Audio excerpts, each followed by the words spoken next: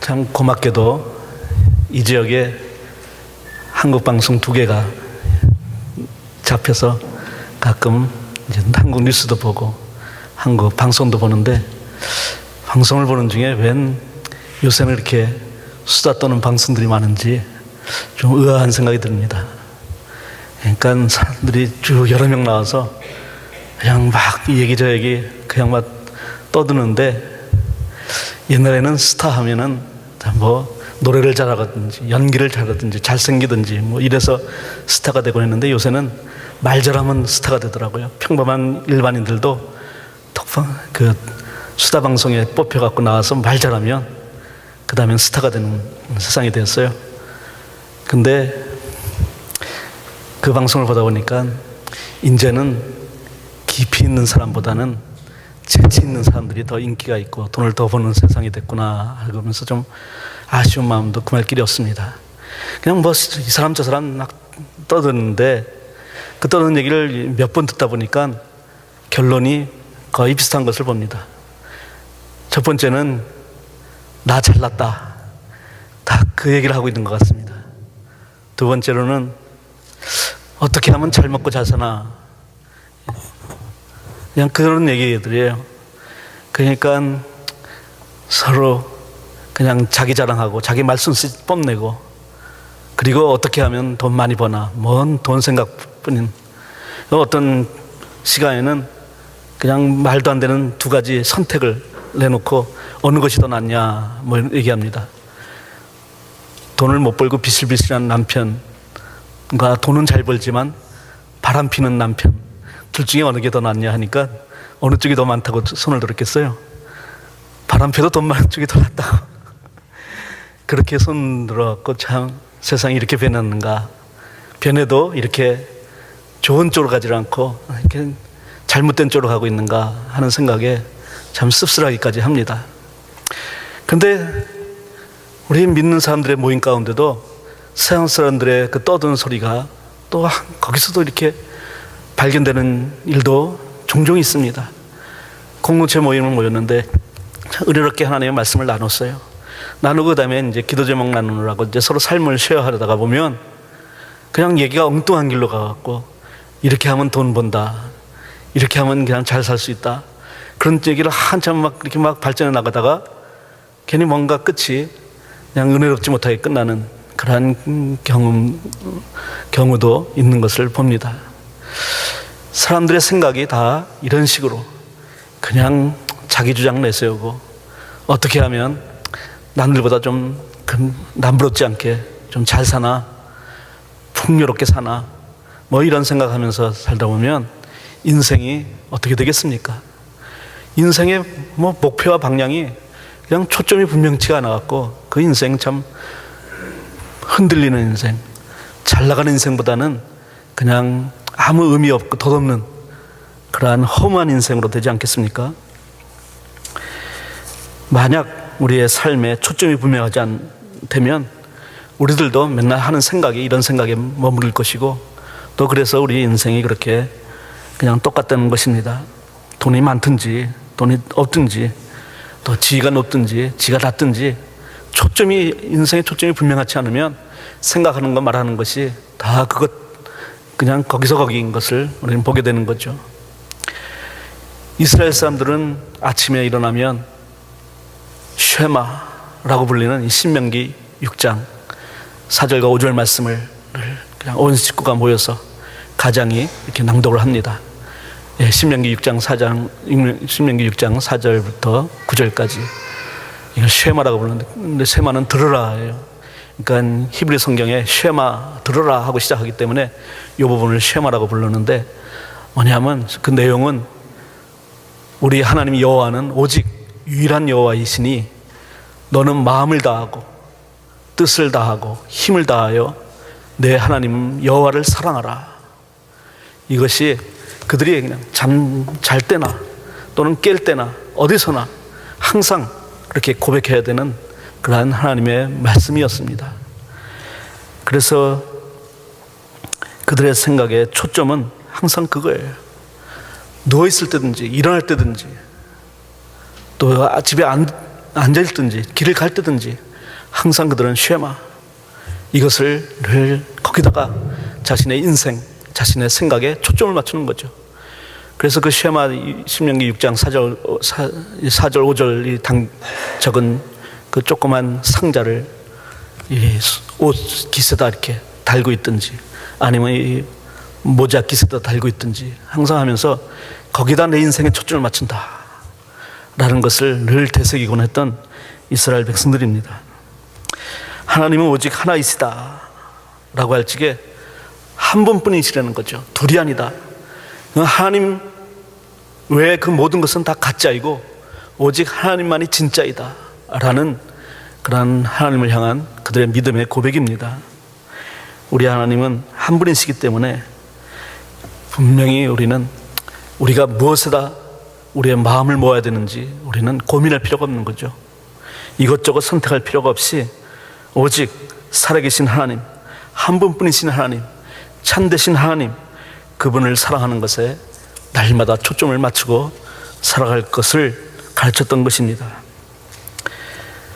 결혼은 인생에 있어서 가장 중요한 선택이고 결단 아니겠습니까? 그래서 결혼하는 것을 참 고민이 많이 됩니다. 누구랑 결혼해야지? 이 사람이랑 결혼하는 게 정말 최선의 선택일까? 항상 고민하게 되지 않겠습니까? 한 번 선택을 잘못하면 정말 후회할 인생을 살게 될 텐데, 그 중요한 선택이기 때문에 항상 망설이고 고민하게 되는 거죠. 제 친구 가운데는 선을 수십 번 본 친구가 있었어요. 그냥 이 사람 만났는데 마음에 들지가 않아서 다른 사람이랑 또 선을 봅니다. 그 사람을 만났는데 또 마음에 들지 않아서 또 다른 선을 봐요. 그렇게 수십 번을 봤습니다.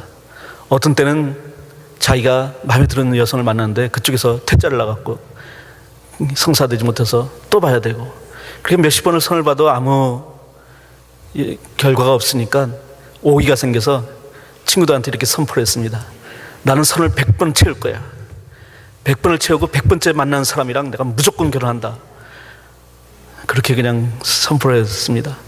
그런데 100번 채우지 못하고 누군가 결혼하고 잘 살고 있습니다만은, 그런데 왜 이렇게 고민하게 되는가? 수십 번 선을 보게 되는가? 그건 누구를 선택해야 될지 모르기 때문이죠. 저는 평생 선 한 번 못 봐봤습니다. 선 한 번은 안 보고 결혼을 하게 됐어요. 저에게는 선택의 여지가 없었습니다. 오직 그 여인 외에는 없었기 때문에, 또 뭐 고민할 필요가 없었기 때문에 저는 그냥 딱 결혼하는 데 있어서 조금도 망설임도 없었고 고민도 없었죠. 근데 문제는 우리 아버님이 고민했고 우리 장인어른이 고민했어요. 저한테는 유일한 선택이었지만 우리 아버지에게는 많은 며느리감 중에 하나였고, 우리 장인에게는 더 좋은 사익감들이 있었기 때문에 그분들한테는 그냥 내가 그냥 유일한 최선의 선택이라고 확신을 가질 수 없었던 거죠. 이렇게 선택의 대상이 많이 있게 되면 그러면 고민이 따르는 거고, 그 다음에는 불안하게 되는 것이죠.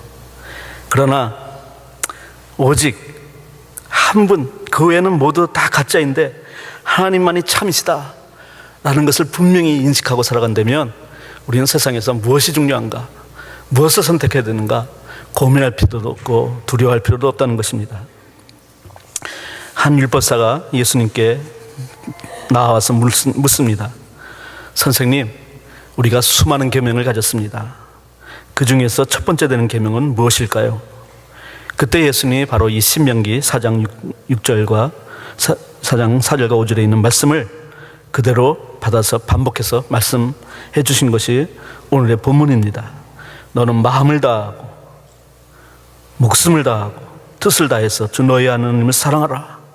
이것이 크고 첫째 되는 계명이다. 네 삶의 포커스가 바로 여기에 맞춰져야 된다 라는 것을 가르쳐주신 거죠. 세상에 어떤 사람도 어떤 왕도 너희는 나를 사랑해야 된다 요구하는 그런 왕은 없습니다. 어느 대통령도 나를 지지해 주십시오, 나를 선택해 주십시오 얘기는 해도 나를 사랑해 주십시오 라고 요구하지는 않습니다. 그런데 우리 하나님은 나를 사랑하라고, 그것도 마음을 다하고 목숨을 다하고 뜻을 다해서 나를 사랑하라고 요구하십니다. 어느 민족이나 그들이 존경하고 숭배하는 그러한 지도자들이 있었죠. 그러나 어느 지도자도 그들 민족에게 나를 사랑하라, 나를 사랑해야 된다 하고 요구한 사람들은 없었습니다. 알렉산더 대왕이 얼마나 위대했는지, 그냥 온 세계를 그야말로 정복한 왕이지만, 그래서 많은 사람들이 그를 존경했겠지만, 그러나 알렉산더를 사랑해야 된다는 그러한 법은 없었어요. 몽골 사람들에게는 징기스칸은 영원히 그들의 마음속에 새겨진 영웅일 것입니다. 그래도 징기스칸을 사랑해야 된다라는 그러한 규정은 있지를 않습니다. 독재국가인 공산주의 사회에서도 그냥 불소불위의 권력을 휘두르는 사람도 충성과 복종은 요구할지언정 사랑을 요구하지는 못합니다. 사랑은 요구해서 되는 것이 아니죠. 인격과 인격이 만나는 그런 관계에서만, 부부 사이나 부모와 자식 사이나 또 친구 사이나 이런 인격적으로는 관계를 맺을 적에 그때 사랑이 요구되는 것이지, 어느 독재자도 힘을 가지고 권력을 가지고 사랑을 요구하지는 못하다는 것입니다. 제가 터키에 선교 여행을 다녀온 적이 있는데, 거기 터키 선교사님이 들려준 이야기입니다. 터키에 가면 온통 아타투르크, 케말 파샤가 법명인데, 이 사람의 이름이 나중에는 아타투르크, 터키의 아버지라는 그냥 다 바뀐 이름으로 불려지는 사람인데, 물론 지금은 돌아가신 분이죠. 터키의 독립을 쟁취하고 터키 공화국을 건립하고 초대 대통령이 된 사람인데, 이슬람 국가이면서도 얼마나 큰 계획을 일으키는지, 여성들도 자유화시켰고 또 모든 악법들, 관습법들을 다 타파하고 개혁을 이루는 그러한 대통령이었기에, 그 사람은 지금도 죽어서도 그냥 터키의 아버지로 불리고 있어요. 근데 터키의 헌법 조항에 그런 조항이 있다고 합니다. 아타투르크를 비판해서는 안 된다. 그래서 아타투르크를 비판하면 감옥에 가게 돼 있어요. 징역형을 받게 돼 있다고 합니다. 그들이 이슬람 국가인데도 알라신을 욕했을 경우에, 알라신을 욕한 것 때문에 감옥에 가지는 않는다 그래요. 그러나 아타투르크를 욕하면 감옥에 간다고 합니다. 그러니까 아타투르크를 비판해서는 안 되고 항상 존경해야 돼요. 그러나 그런 이상한 헌법 조항에도 어디서도 아타투르크를 사랑해야 된다, 그러한 규정은 없습니다. 그런데 우리 하나님은, 우리의 왕 되신 우리 하나님은 우리 마음속에 사랑을 창조해 주신 사랑의 하나님이시고, 그분의 사랑을 우리 가운데 담아주시면서 너희도 나를 사랑해야 된다라고 그렇게 말씀하시는 것입니다. 성경을 쭉 우리 통독하고 있는 중인데, 성경에 만약 하나님이라는 단어가 나올 때마다 밑줄을 그어가면 4,000번 넘게 나옵니다. 그리고 여호와라는 이름이 나올 때마다 밑줄을 쪄서 합해보면 7,000번이 넘게 나와요. 그러니까 11,000번이 넘게 그냥 하나님 여호와라는 단어가 계속해서 나옵니다. 그러니까 온통 성경은 하나님으로 가득 차 있는데, 그것을 다 종합해보면 하나님은 사랑이시다. 그리고 그 사랑이신 하나님을 우리는 사랑해야 된다. 그러한 말씀으로 종합되는 것이죠. 그래서 예수님이 율법사한테 가르쳐주는 것입니다. 모든 율법과 예언, 그럼 성경을 가르치는 것이라고 제가 한번 말씀드렸는데, 율법서와 예언서를 합쳐진 것이 구약 성경이니까 모든 율법과 예언서, 성경의 본 뜻은 바로 하나님을 마음을 다해서, 목숨을 다해서, 뜻을 다해서 사랑하는 것이 성경의 본 뜻이다라고 가르쳐주는 것입니다. 독재자들에게 우리 복종할 수는 있고 충성도 할 수 있지만, 그러나 그것은 결코 사랑이 될 수 없는 거죠. 하나님은 우주를 창조하시고 다스리시고 우리의 생사 여탈권을 갖고 계시는 분이기 때문에 얼마든지 우리에게 충성과 복종을 요구하시고, 또 우리에게 그냥 강제적으로 함께 우리의 삶을 송두리째 바치라고 요구하시지만 그러나 우리를 인격적으로 대하셔서 사랑으로 하나님을 만나기를 원했던 것입니다. 두려움으로 또는 맹목적인 충성으로 하나님께 나가는 것이 아니라 하나님과 사랑의 관계를 맺으라고 그렇게 요구하시는 거예요. 그 사랑도 어떤 사랑이요? 마음을 다하는 사랑, 목숨을 다하는 사랑, 뜻을 다하는 사랑을 다해서 그렇게 하나님을 사랑하라고 얘기하는 것입니다. 그것을 좀 다른 말로 표현하게 되면 내 마음의 중심을 다해서 하나님을 사랑해야 되는 거고, 내 삶의 에너지를 다 동원해서 하나님을 사랑해야 되는 거고, 모든 방법을 다 동원해서 모든 표현을 다해서 하나님을 사랑해야 된다고 얘기하시는 거죠. 우리는 어떤 시간에는 하나님을 사랑하고 또 잠시 후에는 하나님을 사랑하지 않고 이런 경우도 있습니까? 예를 들면 오늘 예배를 드리면서 찬양을 하는데 마음이 뜨거워집니다. 찬양을 하면서 정말 하나님이 나를 사랑하신다는 게 막 마음에 와 닿아요. 그래서 그 순간 하나님, 나도 하나님을 사랑합니다 하고 사랑을 고백합니다. 또 기도하면서 하나님이 내 마음에 와 계시는 것을 체험하면서 하나님을 정말 진정으로 우리의 영혼 깊은 곳에서 사랑하는 마음으로 주님께 그렇게 우리의 기도를 드립니다. 또 하나님의 말씀이 이렇게 들려질 적에 어떤 말씀을 듣는 순간 우리의 마음이 뭉클해지고 눈물이 나오면서 정말 하나님을 향해서 난 정말 평생 하나님을 사랑하겠습니다 라고 이렇게 고백하기도 합니다. 그런데 예배가 끝나고 세상을 향해서 나갑니다. 이제 일터로 나가고 가정으로 나가는데 가면서 그렇게 인사를 합니다. 하나님, 이제 세상으로 나가는데요, 이제 세상에서 그냥 우리 열심히 살겠습니다.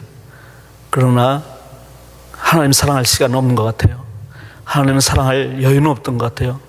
제가 다음 주일 날 다시 와서 하나님을 사랑할게요. 이렇게 할 수 있겠습니까? 또 마음을 다해서 사랑하라고 했는데, 하나님, 제가 마음을 다해서 사랑합니다. 그런데 우리 육신이 약해요. 예수님도 그러셨잖아요. 너희가 마음은 어린이로되 육신은 약하구나. 제가 마음으로는 사랑하는데 제가 몸으로 이렇게 사랑하는 것은 잘 못하겠어요. 그러니 그 부분은 좀 이해해 주셔야 됩니다. 이렇게 할 수 있겠습니까? 아니면 거꾸로 되는 경우도 있어요.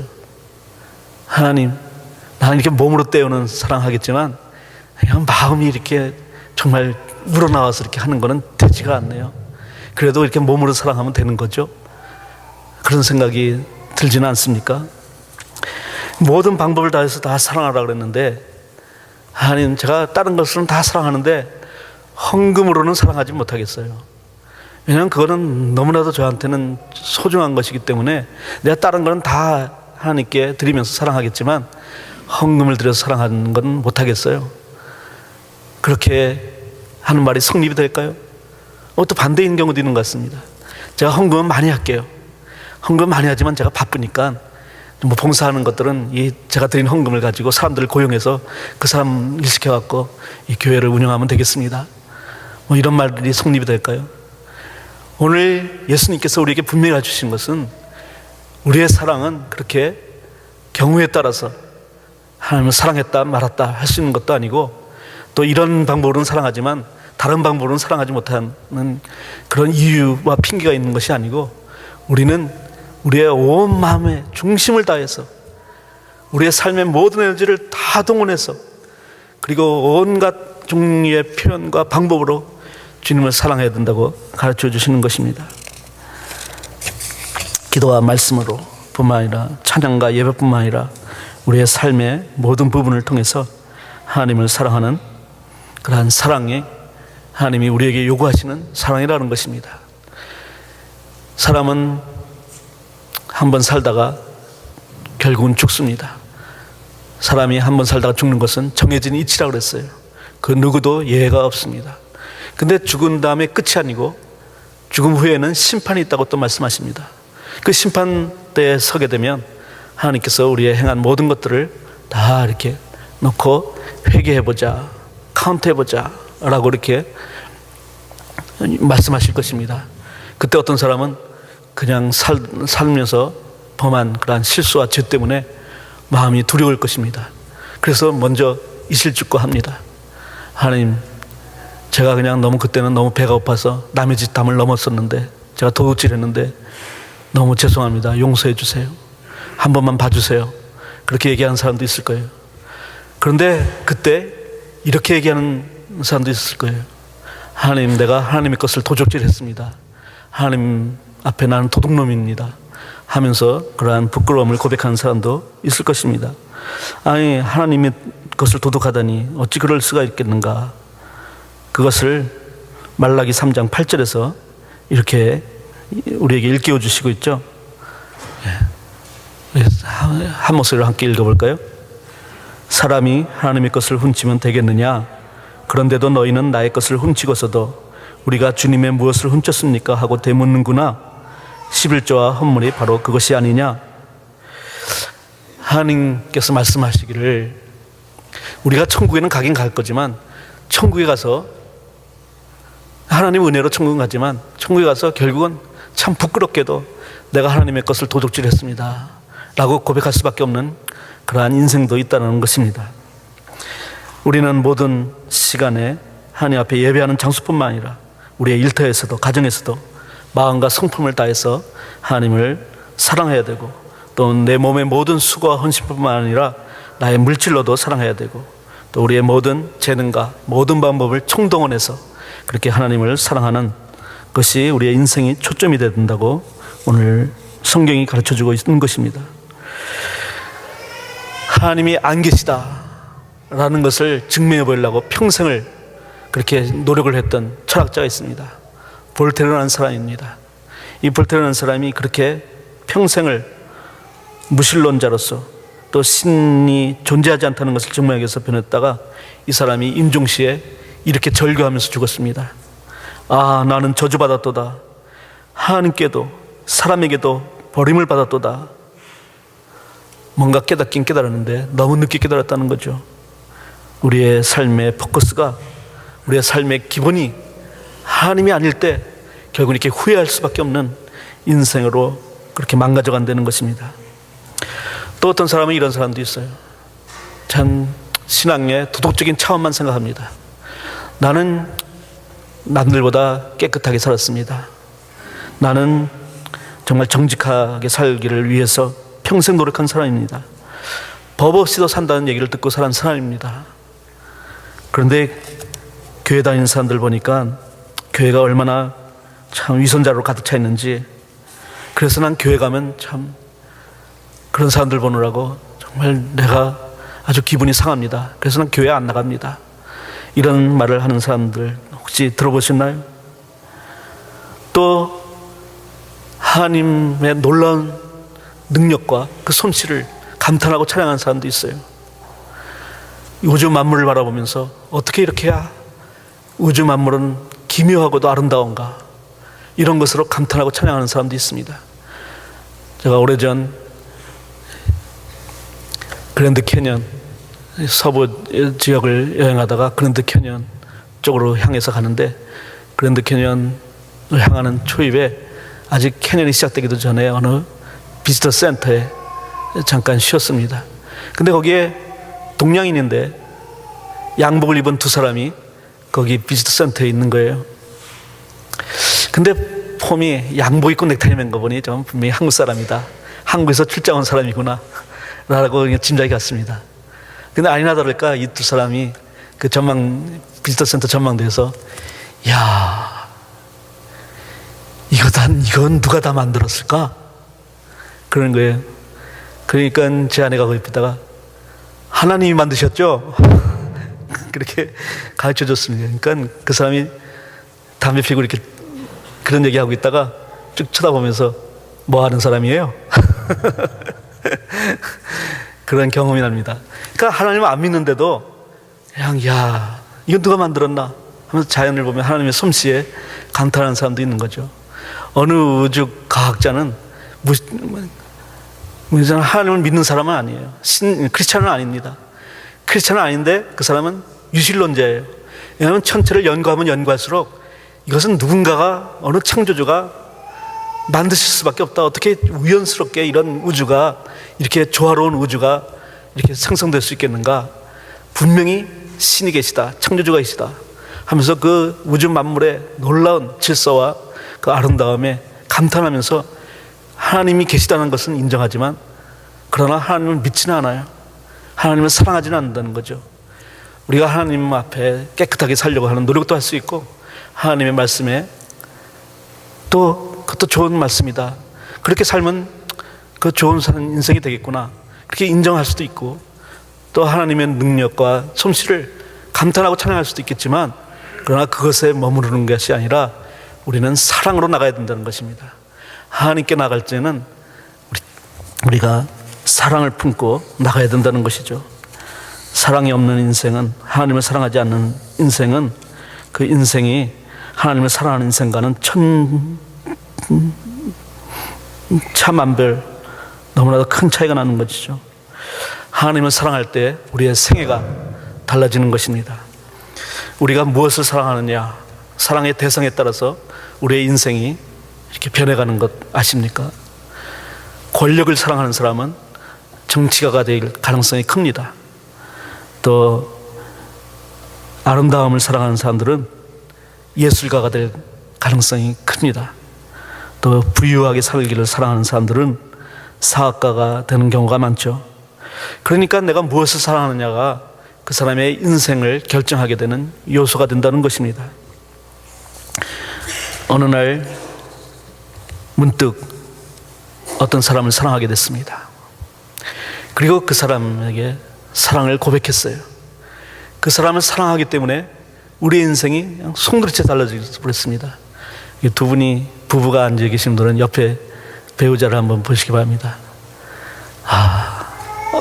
내가 어쩌다 이 사람을 만났을까? 어쩌다가 만나서 내가 이렇게 행복한 사람을 살게 됐을까? 그렇지 않아요? 내가 이 사람을 사랑했기 때문에 오늘의 지금 내 인생이 있는 거잖아요. 내가 이 사람을 사랑하지 않았다면 내 인생은 분명히 완전히 지금의 인생과는 달라졌을 것입니다. 근데 내가 이 사람을 사랑했기 때문에 오늘의 내 인생이 있는 거예요. 그러니까 우리의 사랑의 대상이 누구냐에 따라서 우리의 인생이 그렇게 변화되는 것입니다. 그런데 정말 저급한 것을 사랑하게 되면 인생 자체가 저급한 인생이 되는 거고, 고상한 것을 사랑하게 되면 그 사람의 인생은 고상한 인생이 되는 것입니다. 그리고 무엇보다도 하나님을 사랑하게 되면, 하나님을 사랑하는 사랑으로 우리의 삶을 세워간다면 우리의 인생이 가장 귀하고 아름답고 보배로운 인생이 되기 때문에 하나님은 우리에게 사랑을 요구하시는 거죠. 사실은 하나님이 우리에게 사랑을 요구하실 때는 하나님이 사랑을 요구할 권리가 있기 때문입니다. 하나님은 우리를 사랑할 적에 마음을 다해서 사랑해 주셨고, 목숨을 다해서 사랑해 주셨고, 뜻을 다해서 사랑해 주셨어요. 그래서 그의 목숨까지도 바쳐서 우리를 사랑해 주셨습니다. 그러면서도 그 사랑 때문에 하나님도 기뻐하셨어요. 내가 너로 인해서 내가 기쁨을 이기지 못한다. 내가 너를 사랑하기 때문에 나는 기쁘게 한량 없구나. 너에게도 이런 기쁨이 있기를 원한다. 네가 나를 만약 목숨을 다해서 마음을 다해서 나를 사랑한다면 너에게도 이 나의 기쁨이 너에게도 충만할 것이다. 그걸 우리에게 주시기 위해서 하나님 우리에게 사랑을 요구하시는 거예요. 세상에 많은 사람들이 사랑하게 되면 모든 것을 다 포기하게 됩니다. 그 사랑 때문에. 저도 제 아내를 사랑하느라고 돈도 엄청 썼고 시간도 엄청 썼고 그 다음에 많은 기회를 다 포기하고 심지어는 제 사랑하는 남자친구들과의 만남도 포기하고 그냥 다 그렇게 그냥 쏟아부었습니다. 그런데 하나도 아까운 걸 몰랐어요. 오히려 그렇게 포기하고 다 바쳤기 때문에 저에게는 그 사랑의 기쁨이 더 넘쳐났던 것이죠. 그 사랑 때문에 우리가 다 모든 것을 뺏겨서 우리의 에너지도 뺏기고 우리의 소유도 뺏기고 그러다 보니까 내 인생이 초라해지는구나. 내 인생이 정말 너무나도 아무 볼품이 없는 그러한 인생으로 그렇게 추락하는구나. 그런 경우가 있겠습니까? 사랑 때문에 포기하는 것이 초라해지는 것이 아니라 더 풍요해지는 것, 더 부유해지는 것, 그것이 사랑의 능력인 것이죠. 하나님을 사랑하느라고 우리가 마음도 다 하나님께 다 드렸어요. 우리의 목숨까지도, 우리의 모든 소유도 하나님께 다 드렸어요. 그러고 나니까 남은 게 없어요. 어찌 이럴 수가 있는가? 하나님은 이렇게 독재적이고 이기적이신가? 왜 우리를 위해서는 조금 더 이렇게 좀 이거는 갖고 있으라 그러지 않고 모든 것을 다 하나님께 바치라고 하는가?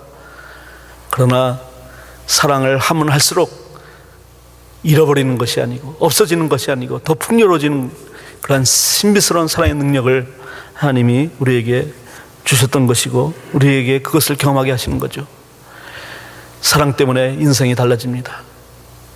하나님을 사랑하는 그 사랑 때문에 그의 인생이 더 윤택해지고 풍성해져요.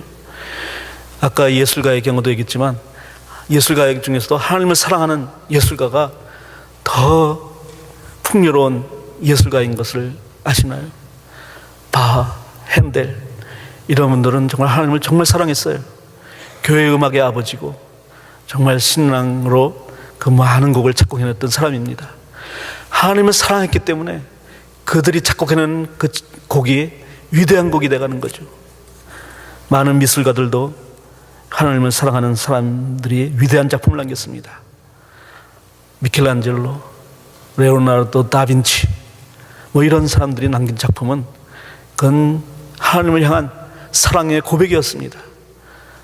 로마의 그 시스틴 성당에 가면은 이 천장에 이렇게 벽화가 있잖아요. 그거를 그리는데 7년을 걸려서 그랬다는 거예요. 야, 이렇게 해서 천장을 그렸는데 조금이라도 이렇게 하고 있으면 얼마나 목이 아프겠어요. 그래서 미켈란젤로가 목에 이 뒷목에 혹이 생겼다 그래요. 7년 동안 이렇게 벽화를 그리느라고. 그런데 그 성당의 순례자들은 그 부분을 시스템 성당에 벽화가 있는 거 아랫부분을 가면 조용히 해야 된다고 합니다. 누군가 야 그럴지게 거기에 박물관 직원이 성당에 있는 직원이 쉿 그런데요. 거기 가면 쉿 하는 사람을 꼭 보게 된다는 얘기를 합니다. 그 사람의 작품이 너무 위대하는데 그 위대한 앞에 경의를 표현하는 거죠. 근데 그 위대한 작품은 바로 하나님을 사랑했기 때문에 나타났다는 것입니다. 예술만 그렇습니까? 사학가들도 정치가들도 하나님을 사랑하는 사람이 정말 위대한 기업가가 되고 존경받는 사학가가 되고 존경받는 정치인이 된 것을 우리는 기억합니다. 한국의 소위 통하는 말로는 정치를 하는 순간, 사업을 하는 순간 신앙은 버려라.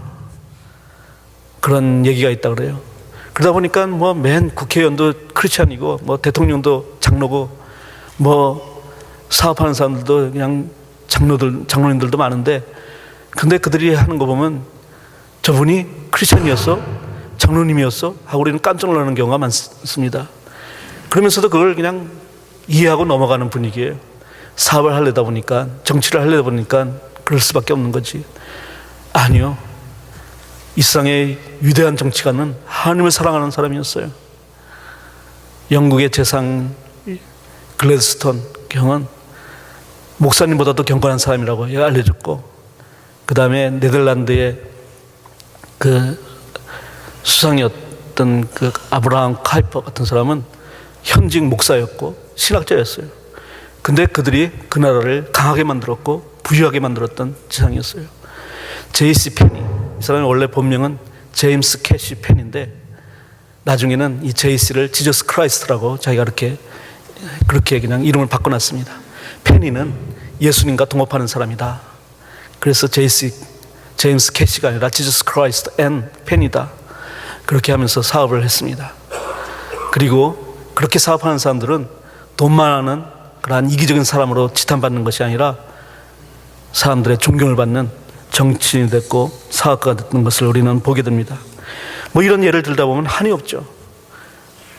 우리의 인생에 하나님을 사랑하는 것이 우리의 인생을 윤택하게 하고 우리의 인생을 열매 맺는 인생으로 만들고 보람 있는 인생으로 만드는 길이 바로 하나님을 사랑하는 것이기에 여기에 초점을 맞추라는 것입니다. 그리고 하나님 그 인생을 위해서 우리에게 모든 것을 다 내어주시면서 아들까지도 내어주신 분이에요. 아들이 십자가에서 달려 죽는 모습을 보는 아버지의 마음이 어땠을까요? 내 아들이 만약 내 앞에서 죽어가는 것을 사람들에 의해서 죽어가는 것을 본다면 그 아버지의 심장이 터지지 않겠습니까? 그러나 하나님이 우리를 이토록 사랑하셔서 그 아들이 십자가에서 죽어가는 것을 보면서도 엘리 엘리 라마 사박다니, 나의 아버지 나의 아버지 나의 하나님 어찌하여 나를 버리십니까? 그 아들의 절규를 들으면서도 그를 외면하시고 우리를 향한 사랑 때문에 그 모든 것을 참으셨던 그 하나님이 내가 너희를 이렇게 사랑하였은즉 너희도 너의 목숨을 다해서 너의 마음을 다해서 나를 사랑하렴. 그러면 너의 인생은 나의 주는 기쁨으로, 나의 주는 행복으로, 나의 주는 능력으로 가득 찰 것이다 라고 그렇게 약속하시는 것입니다. 오늘 이렇게 주일을 맞아서 특별히 또 민석 설날을 맞으면서 우리 함께 예배드리는 가운데 하나님을 향한 사랑으로 우리가 다시 한번 새롭게 우리의 마음을 무장하기를 원합니다. 무엇보다도 우리의 삶의 모든 것에서 하나님만으로 만족하고 하나님만으로 기뻐하는 그런 참된 믿음의 소유자가 되어서 하나님이 주시는 놀라운 위대한 삶을 살아가시는 저와 여러분 되시기를 주님의 이름으로 축원합니다.